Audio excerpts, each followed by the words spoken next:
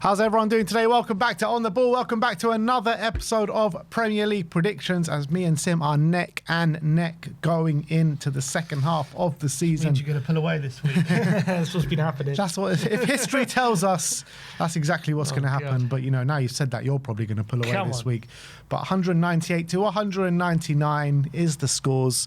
5 points for a completely correct scoreline, 1 point for a correct result. Star man, once you pick that man, you cannot pick them again for the rest of the season. It's 5 points for a goal, 2 points for an assist. And let's start off with tonight's big relegation 6-pointer. West Ham against Nottingham Forest. We've both gone for the same scoreline in 1-1. They're saying it could be Nuno's last game for West Ham. Nuno, he's managed both these clubs this season, Nottingham Forest and West Ham. And look, the way I'm looking at it, I just think that both teams are just kind of going to come into this a bit frightened of losing. Mm-hmm. And I feel that, yeah, it just might just cancel each other out a little bit. I just can't see any of these teams winning. I agree. I think it's a must not lose more than it's, especially for Forest.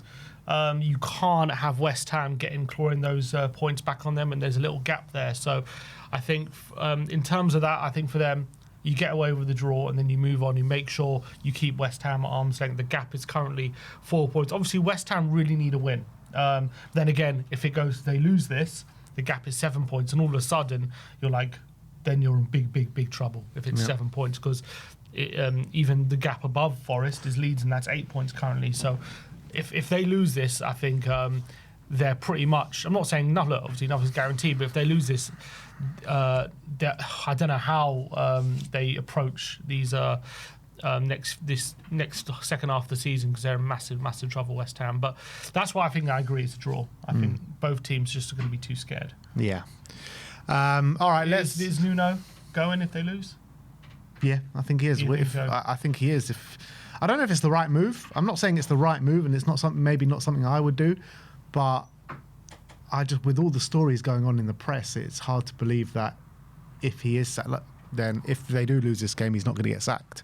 A couple of new signings. Apparently they've released Callum Wilson as well, so a lot of movement already for West Ham. Oh, is that done, Callum Wilson? Apparently, according to some sources. Yeah, they've made 2 signings already, and we'll have to wait and see how tonight goes, but yeah, I think it's going to be a very nervy affair for both teats tonight, particularly West Ham. West Ham win is 5 losses in a row for Forest as well. Yeah, unbelievable. Which is why Andrew got sacked for. Yeah. Yeah, but at least Sean Dyche won a few games. He had more games to manage. True. Bournemouth against Tottenham. Sim's gone for 2-2. I have gone for 2-1 to Bournemouth. Yeah, both teams like to draw. I know Bournemouth haven't won in their last 11 games, but they've drawn a lot of games.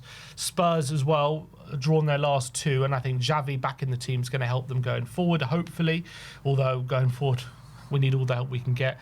But Bournemouth, as much as they on a horrible run of form, results-wise, they're still actually attacking quite well. It's going to be Semenyo's last game. That's what Iraola pretty much confirmed in his press conference. So I think it's going to be a topsy-turvy game. I think both teams are going to want to win it, and it's going to end up a score draw. Yeah. I just feel like this is Dr. Tottenham all over, man. Seen this story before. I've seen this story way too many times. This is a classic case of Dr. Tottenham is here to see you now. And look, like you said, Bournemouth winless in 10 or 11 games, however long it is, and they haven't been playing as bad as their results suggest. And I think they're going to see a fragile Tottenham team. And look, I think Spurs could create some chance. Well, I say can score a goal, let's say. But I just feel like Bournemouth are going to be the dominant team in this game. They're going to be the ones pushing us back. And we've seen in recent away games, just take that Nottingham Forest game, for example. They took us to the cleaners that day. I don't know if it's going to be as one-sided as that game, but I just can't see Spurs going down to Bournemouth and taking anything. I really can't. And Semenyo's last game, I think he's going to give it one last really big push as well. And I think he's going to probably be man the match on the day. So, yeah, unfortunately, 2-1 to Bournemouth. Let's go to the West London derby. Fulham against Chelsea. We've gone for the same scoreline here in 1-1. Chelsea, I don't think, were impressive in their 1-1 draw against Man City. Fulham have been fairly impressive in the last 3 or 4 weeks. They're on a good run of form in terms of performances. And, yeah, you just don't really know what kind of Chelsea are going to turn up. Obviously, caretaker manager's still in. The new manager, Liam Rossini, I think has been confirmed now, and he's going to be in the stands watching this game. So maybe some Chelsea players playing for their futures in front of the new manager. But yeah, Craven Cottage always a hard place to go, and I don't think Chelsea got enough about them to go there and win. So I've gone for 1-1. Yeah, I agree. And I think Chelsea, at the moment, they're not attacking that well. I think Fulham are in good form. They're tough to beat at home, and it's a derby. So I think I've gone for the draw. I don't think Fulham are going to be good enough to win. But what do we think of Rossini being appointed? Is it a good appointment? It's very much the unknown. Like, if you want to talk about, like, a lot of people said about Spurs and Frank, like, he doesn't have enough on his CV to take the job as big as Tottenham. Does Liam Rossini have enough on his CV to take a job like Chelsea? I don't think so. If he wasn't part of Blueco, he wouldn't be getting this job. Yeah, exactly. So look, he's done a great job at Strasbourg, don't get me wrong, but Frank did a great job at Brentford. So but he's doing it playing the style of football. Yeah, look, that's fair enough. That's fair enough, but still, like, he doesn't have enough on his CV to take the Chelsea job, in my opinion. Like, he would never get the job under Roman Abramovich, let's be honest. Like, they go for top... I think if I was a Chelsea fan, I'd be excited because he's a young up-and-coming manager, but I don't know if this job's come a bit too soon for him. It's a bit insane. When they took over Blueco, they had Tuchel in charge, and now they're appointing Liam Rossini. It's mad. Like, how times have changed in the last 3 years. Like, that shows the kind of the downward spiral they've been going on. And in a way, I mean, I say that last season they finished top 4 and got 2 trophies, so like it's not been that bad. But in terms of the decision making and the kind of the chaos that boardroom has caused, they've jumped from Tuchel to Potter to that horrible Lampard tenure to Pochettino to Maresca, and now they're getting Liam Rossini. It's actually been absolute chaos there. I think he's a good manager, but whether he has the temperament to manage a massive club like Chelsea, you never know. He's only, as you say, he's managed Strasbourg. He's managed a few teams in the Championship with little success, it's fair to say. I think Derby as well, did he manage? He was assistant at Brighton, I think. So it's not like he was a wild success at in the Championship. He didn't do amazing. And then Strasbourg, he's done well. But yeah, to go to Chelsea, it's a massive job. And is it going to eat him alive? Like, they've given him a 6-year deal. I wouldn't be surprised if he's out the door in 6 months. Yeah, I wouldn't be surprised either, to be honest. I feel like he could come in and kind of hit the ground running, maybe some short-term results, but for the long term, we'll see. We'll see. But the thing is, like, when you have a manager like that, I think the managers sometimes, when they come into a situation where everything's bad and they just need a fresh voice and whatever, then you can come in and there's a manager bounce. He's not coming into a bad situation. The Maresca wasn't doing a bad job. He wasn't sacked because of footballing reasons. So I think that makes it harder for him, in my opinion, to all of a sudden get these players on side and because they probably didn't want Maresca sacked. Yeah. So all of a sudden it's hard to implement your new ideas and change things when it didn't need changing. Yeah, I guess the manager situation didn't need changing, but the results have been bad for Chelsea for the last, I don't know, couple of months. Yeah, you're talking about a bad run of form, but still they were they're 5th now, but before they were 5 games without a win or something. But same points as Manchester United, and everyone's saying what a car crash Man United have been. Yeah, they're same points now, but how long Maresca's been out of a job? For 1 game? I don't think they've been terrible for lots of the season. I think a lot of it is down to squad depth as well. Whenever they've had to use their second team, they've come unstuck in a lot of games. Like that Arsenal game, they were brilliant when they went down to 10 men. I think they've been doing all right this season, Chelsea. I don't think they beat Barcelona 3-0, didn't they, in the Champions League? I think Maresca was getting a tune out of this team. I just think he needed more batting. Up until then, he got a tune out of them, and since then it's been rubbish, let's be honest. He's on a poor run of form, but I don't think it was sackable. No, I agree. I don't think it was sackable. I would have 100% stuck with Maresca. And yeah, the reason he has got sacked is because of things going on in the background, 100%.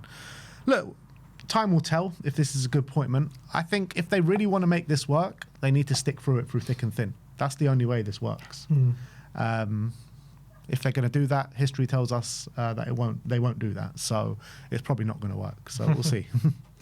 And Rossini as well used to play for Fulham, didn't he? He did, yeah. He'll be in the stands at Craven Cottage watching the game. So let's see if some Chelsea players are going to be playing for their futures. Apparently, if you believe the press, Liam Rossini has said, I've made one request, and that is to sign Mark Gehi in the January transfer window. So really? Let's see if that works out. He didn't say that. That's what the press is saying. Oh, sorry. Right. I mean, I think they need him. Yeah, exactly. Need a former Chelsea player. Yeah.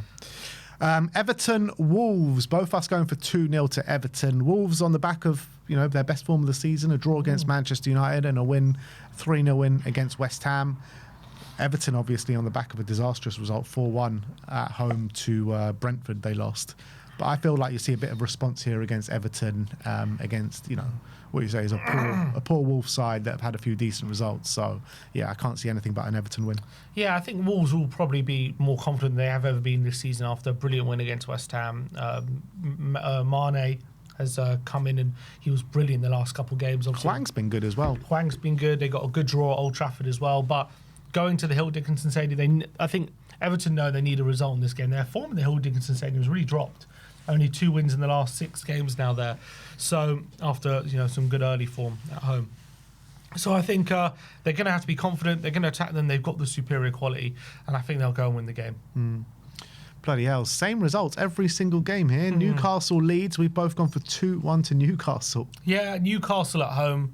I know Leeds are in great form. They're still unbeaten, aren't they, for the past 6 games? Ever since that Man City game, they haven't lost. But it has been a lot of draws.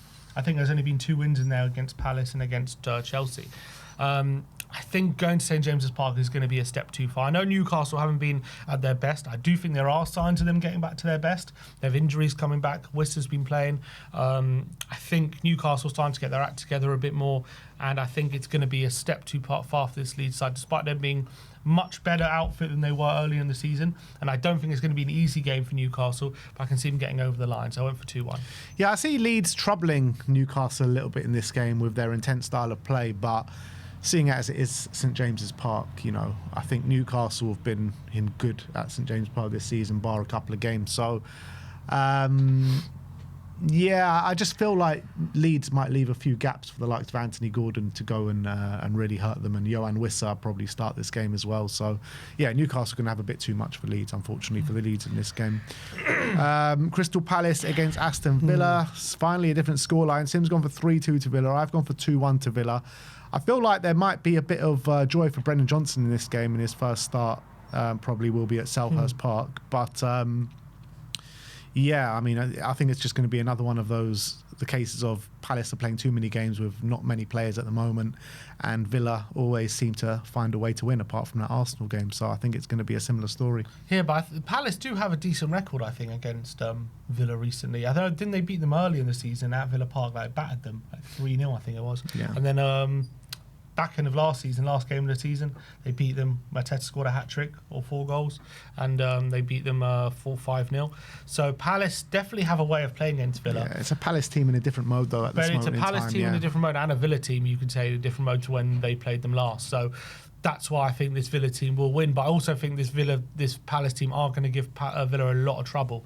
And I think it's going to be a bit of a goal fest, because I actually don't think Villa defend that well. And they do give you chances. And I think Palace, the way they play, I do see them opening Villa up. But I think as the game goes on, as Palace tire, as Villa gain control of the game, I can see Palace struggling to hold on. And I think it's going to be an entertaining game, but I've gone for Villa to shade it 3-2. Brendan Johnson to get his first goal in Palace shirt tomorrow night, I bet. Yeah. Brentford against Sunderland. Sim has gone for 1-0 to Brentford. Yeah, I think that Brentford have got good home form. I think Sunderland don't actually score that many goals away from them. I was watching them against Spurs, and they struggled for large parts, but did get back in the game in the second half and get on the draw. But I think against a Brentford side who just have, at the moment, they're actually just in great form in general. And I think at home, they've got confidence. They take on all comers. I think they're not going to take Sunderland lightly, and I can see them just shading this game 1-0. I think Sunderland do tend to struggle to going forward, to be honest, especially away from home. And so I do think if Brentford take the lead, I can see them seeing out. I see this being a bit of a stalemate, to be honest. I see Sunderland sitting deep and trying to soak up the pressure, and Brentford, they don't like that. They want to play a bit on the transition, and they want to find that space in behind. And I don't think they're going to find too much space in behind in this game. So I can see Sunderland really frustrating Brentford in this game. So that's why I've gone for 1-1. Next up is Crystal Palace Brighton. Sim has gone for 3-1 to City. I've gone for 3-2. So City coming into this with a lot of problems. You're looking at the centre-backs. Diaz is out. Guardiola is out. And I think they're going to be really frail in the back line. And I can see Brighton going there and scoring some goals, but you're looking at that City forward line and it's still an unbelievable force. So you've got Haaland, Foden, Cherki, and I think that's more than enough to go and win the game and to score more goals than Brighton. But I see this being a very end-to-end game with a lot of goals. Yeah, I think... when I made this prediction, I didn't realise Diaz was also out, so he's out for 6 weeks. So definitely there's a big problems with City centre-back. Who do you reckon they'll play? Kuzanov and Ake maybe? Or Stones, is he fit? Stones is out. Stones is out, so it has to be Kuzanov and Ake. Yeah. Not great, is it? Not fun. I mean, look, in a different scenario, you would say it's not terrible, but Ake's aged. Kuzanov hasn't really settled. So you're looking at thinking that's definitely gettable, isn't it? Especially as they're going to be their first game together. They haven't developed a partnership. And Brighton's the kind of team you don't want to be playing in those situations. They could open you up if you're unsettled. But their forward play is, I think, going to be too much for this Brighton team. Cherki's still firing. I mean, not maybe as firing as they were a few games ago, but they're still creating chances, him, Foden, Haaland. I do think that's going to be too irresistible. So I do think City will win the game 3-1. But I think going into later games when City come against teams who are a bit more compact rather than Brighton, they might come unstuck. I'm a bit worried for them. Yeah, there's also rumours in the press about Margetti going to Crystal Palace. To Man City. Yeah, that'd be a brilliant signing. They need to sign him. I mean, they're in desperate mode. They need to sign probably 2 centre-backs, to be honest. I mean, Gvardiol is going to be such a big miss for him. They're talking about, 4 or 5 months out. For the season, yeah, so... I said earlier in the season, as soon as they moved Gvardiol to centre-back, they looked so much better as a defensive unit. Now he's out for the rest of the season. It's worrying signs for Man City. If you're Guehi, you've got Liverpool, Chelsea and City after you. Which one do you choose? City, probably. Is that more your preference or Guehi? Yeah, you're looking at it from Guehi's eyes. From Guehi's eyes, if he goes to City, he's got a realistic chance of finishing the season with a Premier League medal. So, and to play a significant part of the season. He's so why not City? Yeah, I think that's fair. Obviously, Chelsea's his boyhood club. Liverpool, you could say he's potentially the successor to Van Dijk down the line, or maybe could partner Van Dijk if Konate leaves.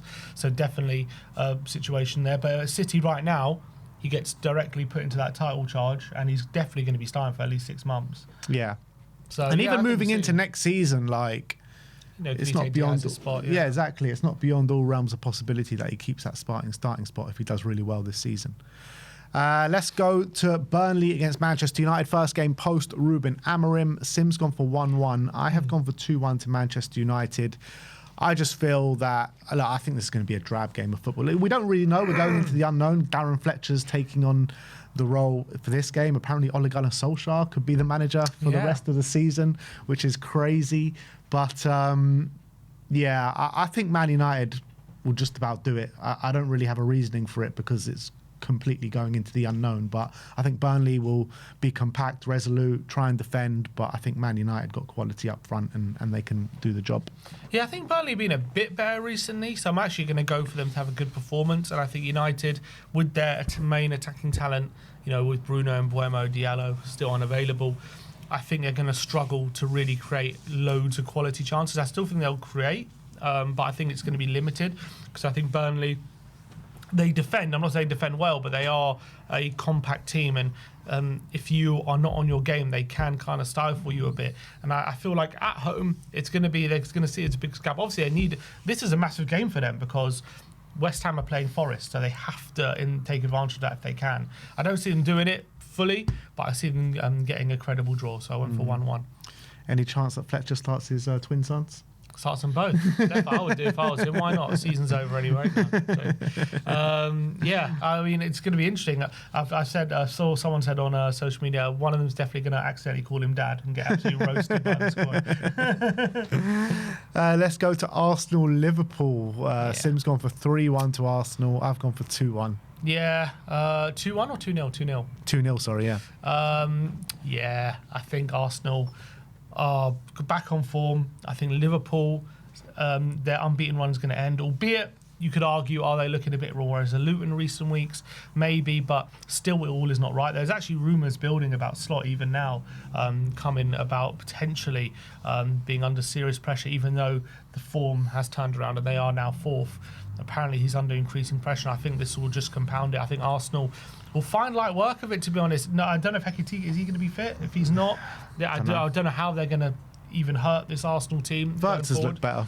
Wirtz has looked better, but I think against Arsenal, Gabriel and Saliba, you need to have a real physical threat, whether that be someone who's very, very strong or someone who's very, very fast.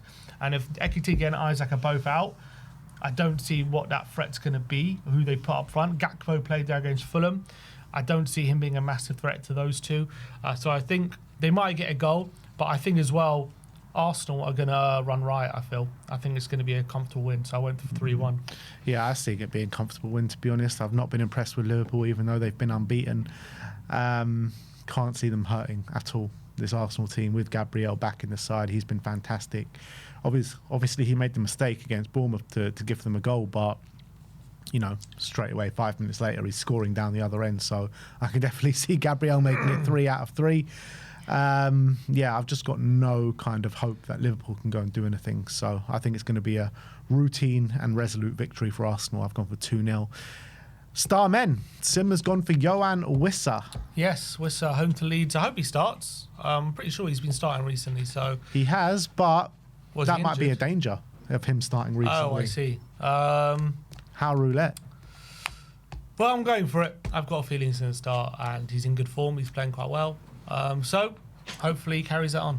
Yeah, I've gone for Ollie Watkins, the man banging form right now, away to Crystal Palace, and Crystal Palace just not themselves at this minute. So I think that Ollie Watkins can find a bit of joy against this Crystal Palace side at Selhurst Park. So yeah, I've gone for Watkins. Sim's gone for Wissa. Let us know your Premier League predictions in the comments section below, and who do you think is going to come out on top this week, me or Sim? And we'll see you after the game week, people. Have a good one.